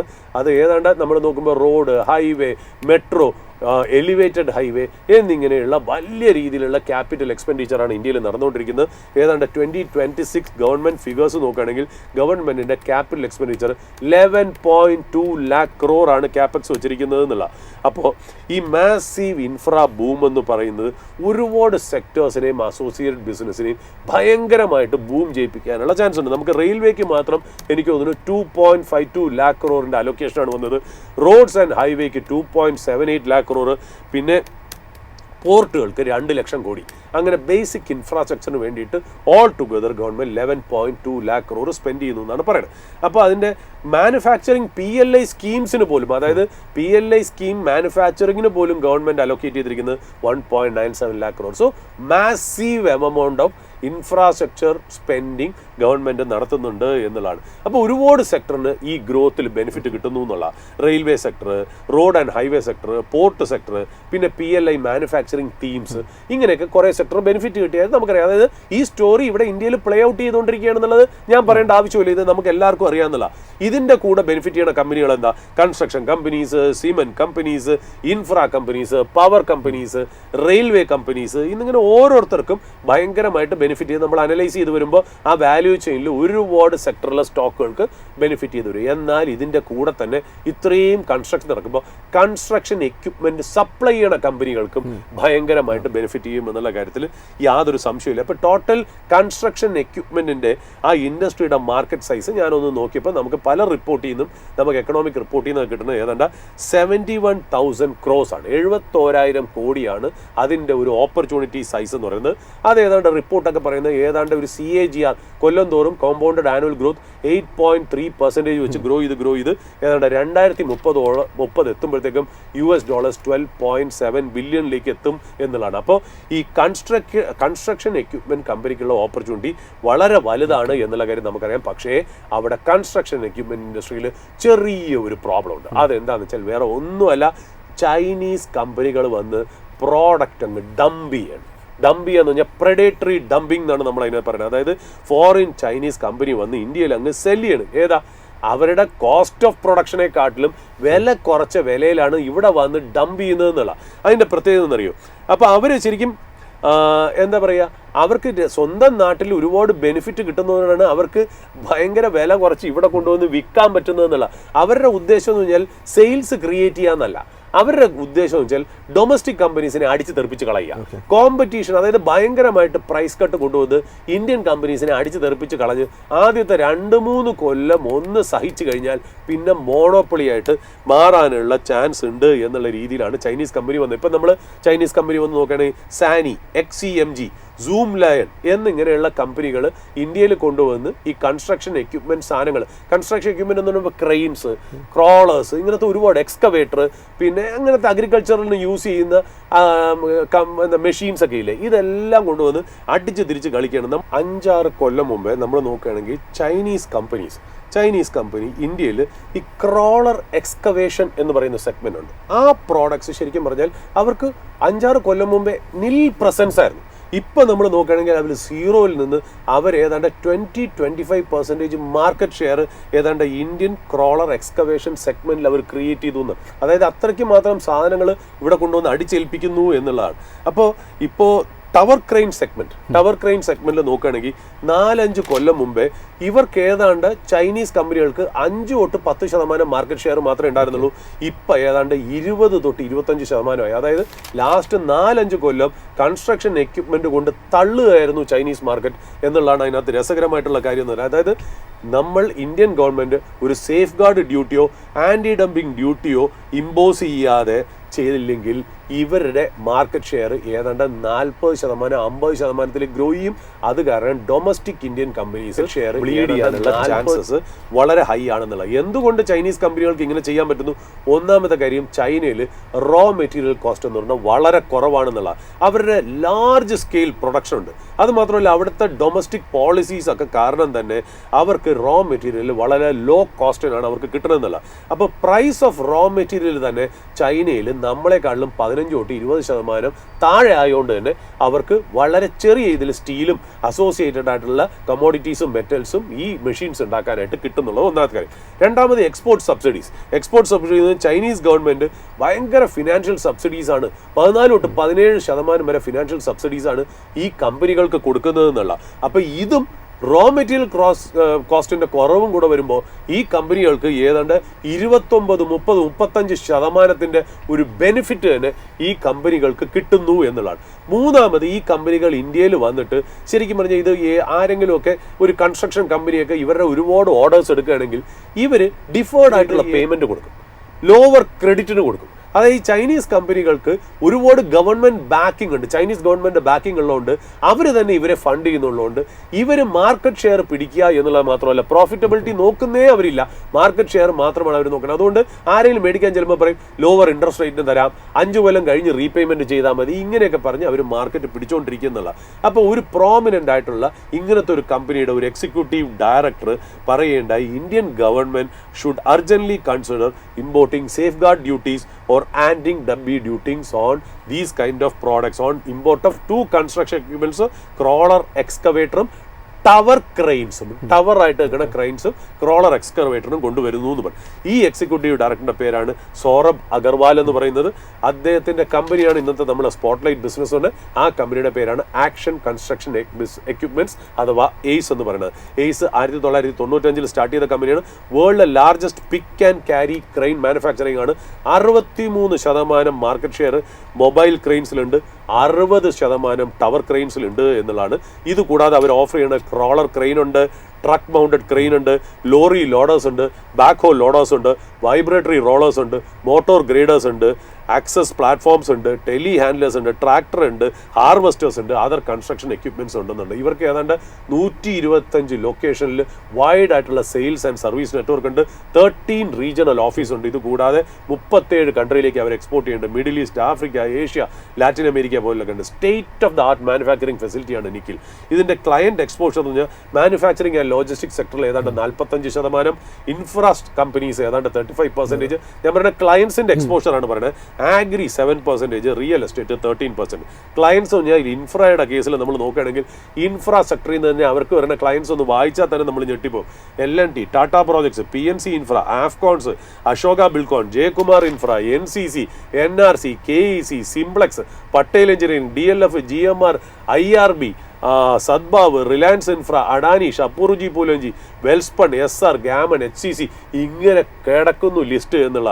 മാനുഫാക്ചറിംഗ് സെക്ടറിലാണെങ്കിലോ Reliance, Mahindra, Gulf Oil, ABB, Honeywell, Siemens, UltraTech, Goodyear, Jindal steel and power, Tata steel, Ambuja, Exide, Bosch, HPCL, Ashok Leyland, JSW steel, KEL, Berger, Kansai, Nerolac, list ഇങ്ങനെ പൊക്കോണ്ടിരിക്കും. ഇനി ഇത് മാത്രമല്ല, ഗവൺമെന്റ് കമ്പനീസും ഒരുപാട് ക്ലയന്റ് ലിസ്റ്റ് ഉണ്ട്. BHEL, RIE, rights, Delhi metro, sale, Hindustan aeronautics, NBCC, NHPC, NTPC, ISRO, defence, BPCL, HPCL, Indian railways, ONGC കിടക്കുന്നു. അങ്ങനെ list, അതായത് who എന്ന് പറഞ്ഞാൽ എല്ലാവരും ഇതിനകത്ത് അവരുടെ ഈ ക്ലയൻസ് ആണെന്നുള്ള. ഇവരുടെ FY 24-25 റവന്യൂ നോക്കുകയാണെങ്കിൽ 3,327 crores, ഓപ്പറേറ്റിംഗ് പ്രോഫിറ്റ് 506 കോടിയാണ്. FY 26 ഫസ്റ്റ് ഹാഫിൽ തന്നെ ഇവരുടെ റവന്യൂ 1,486 കോടിയാണ്, ഓപ്പറേറ്റിംഗ് പ്രോഫിറ്റ് 205 കോടിയാണ്. ഈ first half impacted by US tariff എന്നുള്ള കാര്യത്തിൽ യാതൊരു സംശയമില്ല. പിന്നെ ചൈനീസ് ഡംപിങ്ങും ഇവരുടെ 2-3 പ്രോഡക്റ്റിനെ ഭേദപ്പെട്ട് അഫക്ട് ചെയ്തു എന്നുള്ളതാണ്. എയ്സിന് ആനുവൽ പ്രൊഡക്ഷൻ കപ്പാസിറ്റി എന്ന് പറഞ്ഞാൽ 27,000 യൂണിറ്റ് ആണ്. ക്രെയിൻസ് തന്നെ അതിനകത്ത് 13,500 യൂണിറ്റ് ആണ് അവരുടെ. Agri machinery 9,000 units, material handing 2,700 unit, construction equipment 1,800 unit. അതായത് ടോട്ടൽ 27,000 യൂണിറ്റ്സ് ഇൻ ടോട്ടൽ ഉണ്ടാക്കാനുള്ള കപ്പാസിറ്റി അവർക്കുണ്ട് എന്നുള്ളതാണ്. അതിൻ്റെ മാർക്കറ്റ് പ്രൈസ് 983 റുപ്പീസാണ്. മാർക്കറ്റ് ക്യാപ്പ് 11,703 crores ആണ്. ഈ ഇൻഡസ്ട്രി ശരിക്കും പറഞ്ഞാൽ ഇതിനു മുമ്പേ നമ്മൾ സ്പോട്ട്ലൈറ്റിൽ നമ്മൾ ഒരു പ്രാവശ്യം പരിചയപ്പെടുത്തിയ ഒരു ബിസിനസ്സാണ്. ഇന്ന് എന്തുകൊണ്ട് പറഞ്ഞു എന്ന് വെച്ചാൽ അത് ശരിക്കും പറഞ്ഞാൽ അന്ന് നമ്മൾ അവതരിപ്പിച്ചതിനേക്കാളും എനിക്ക് തോന്നുന്നു അതിൻ്റെ ഒരു പ്രൈസ് വീണ്ടും ഒന്ന് അവിടെ തന്നെ സ്റ്റെബിലൈസ് ചെയ്ത് നിൽക്കുകയാണ്. അത് മാത്രമല്ല, ഈ industry is waiting for A counter vailing duty or A safe guard duty, അല്ലെങ്കിൽ ആ ഒരു ടാരിഫ് വെയിറ്റ് ചെയ്ത് നിൽക്കുകയാണ്. ഗവൺമെന്റിന് റെക്കമെൻഡേഷൻ കിട്ടിക്കഴിഞ്ഞു, ഗവൺമെന്റ് എപ്പോൾ വേണമെങ്കിലും കൊണ്ടുവരാം എന്നുള്ളത്. അങ്ങനെയാണെങ്കിൽ ഇത് ചിലപ്പോൾ ഇതിനൊരു നല്ല ഒരു ടെയിൽ വിൻഡ് ആയേക്കാം. ഇത് റെക്കമെൻഡേഷനോ അഡ്വൈസോ സോളിസിറ്റേഷനോ ആയിട്ടോ കരുതരുത്. നമ്മളിത് ന്യൂസ് ബേസ്ഡ് ആയിട്ട് ഇന്നലെയാണ് ശരിക്കും പറഞ്ഞാൽ അതിൻ്റെ എക്സിക്യൂട്ടീവ് ഡയറക്ടറിന്റെ ശരിക്കും പറഞ്ഞു മിനിഞ്ഞാന്നാണെന്ന് തോന്നുന്നു എക്സിക്യൂട്ടീവ് ഡയറക്ടർ ഇങ്ങനെ ഒരു സ്റ്റേറ്റ്മെന്റ് പത്രങ്ങളിലും പ്രസിനോടും പറഞ്ഞത്. അത് വെച്ചിട്ടാണ് നമ്മൾ ഇതിന്റെ പുറകിലുള്ള ഒരു സ്റ്റോറി പറഞ്ഞതെന്നുള്ള. ഇതിനകത്ത് one of the best companies ആണ് Action construction equipment, India's pillar എന്ന് വേണമെങ്കിൽ പറയാം. സോ റെക്കമെൻഡേഷനോ സോളിസിറ്റേഷനോ അഡ്വൈസ് ആയിട്ട് കണക്കാക്കാതിരിക്കുക. പേഴ്സണലി ഞങ്ങൾക്ക് ഹോൾഡിംഗ് ഉണ്ടോ എന്ന് ചോദിച്ചാൽ തീർച്ചയായിട്ടും എനിക്ക് എൻ്റെ വൈഫിൻ്റെ പോർട്ട്ഫോളിയോയിൽ ഇതിൻ്റെ ഹോൾഡിംഗ് ഉണ്ട്. അപ്പം ഞാൻ ഇതിനകത്തൊരു ബെനിഫിഷ്യറിയാണ്. നിഖിലിന് ഹോൾഡിംഗ് ഇല്ല എന്നാണ് മനസ്സിലാക്കിയത്. നിങ്ങളുടെ ഇൻവെസ്റ്റ്മെന്റ് അഡ്വൈസ് അല്ലെങ്കിൽ നിങ്ങളുടെ ഇൻവെസ്റ്റ്മെന്റ്സ് ഒരു സെബി രജിസ്റ്റേർഡ് ഇൻവെസ്റ്റ്മെന്റ് അഡ്വൈസറിന്റെ ശിക്ഷണത്തിലും നിരീക്ഷണത്തിലും മാത്രം ചെയ്യുക എന്ന് പറഞ്ഞു വെച്ച് അവസാനിപ്പിക്കുന്നു. നിഖിൽ, ഇത്രയും കാര്യങ്ങളാണ് ഈ മാർക്കറ്റ് ഓപ്പണിംഗ് അവേഴ്സിൻ്റെ സെഷനിൽ നമുക്ക് പങ്കുവയ്ക്കാനായിട്ടുള്ളത്. നാളെ ഓപ്പണിംഗ് അവേഴ്സിൻ്റെ പുതിയൊരു എപ്പിസോഡുമായിട്ട് വീണ്ടും കാണാം. അതുവരെ നന്ദി, നമസ്കാരം.